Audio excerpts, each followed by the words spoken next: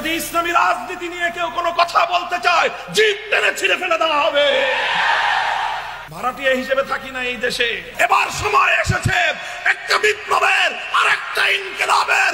সে বিপ্লব হবে ইসলামের বিপ্লব। শুনে রাখো, ইসলামের প্রথম থেকে শেষ পর্যন্ত তেলাওয়াতে কিতাবুল্লাহর জন্য মক্তব আর হেফজখানা, তালিমে কিতাবুল্লাহর জন্য মাদ্রাসা, তালিমে হিকমতের জন্য তাবলীগের মেহনত, দাওয়াতুল হকের মেহনত, ইসলামী রাজনীতির মেহনত, তাজকিয়ার জন্য খানকাহের মেহনত, তাসাউফের মেহনত। এই মেহনতগুলোর যে কোনো একটার উপর আঘাত হানার চেষ্টা করলে সে হাত আমরা ভেঙে গুড়িয়ে দেই। আমরা তার বিরুদ্ধে রুখে দাঁড়াই। উলামায়ে কেরাম জাতির অতন্দ্র প্রহরী। কথা বলেন ঠিক না বেঠিক? দাওয়াত এবং তাবলীগে গন্ডগোল লাগছে, আলেমরা বলেছেন, আলেমরা সিদ্ধান্ত দিবে, উলামায়ে কেরাম ফয়সালা করবে।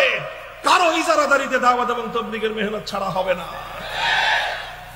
যেখানেই সমস্যা তৈরি হবে সেখানে উলামায়ে কেরাম সমাধান করবে। কথা বলেন ঠিক না বেঠিক? যদি ইসলামী রাজনীতি নিয়ে কেউ কোনো কথা বলতে চায়, জিভ টেনে ছিঁড়ে ফেলে দেওয়া হবে।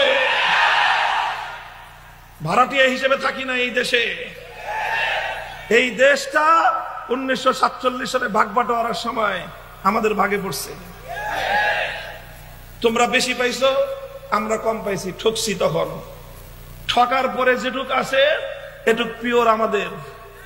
মুসলমানদের জমিন, স্বপ্ন ছিল, অঙ্গীকার ছিল, এই জমিনে আল্লাহর কোরআনের রাজ কায়েম হবে, সংবিধান হবে আল্লাহর কোরআনের সংবিধান, আইন চলবে আল্লাহর আইন।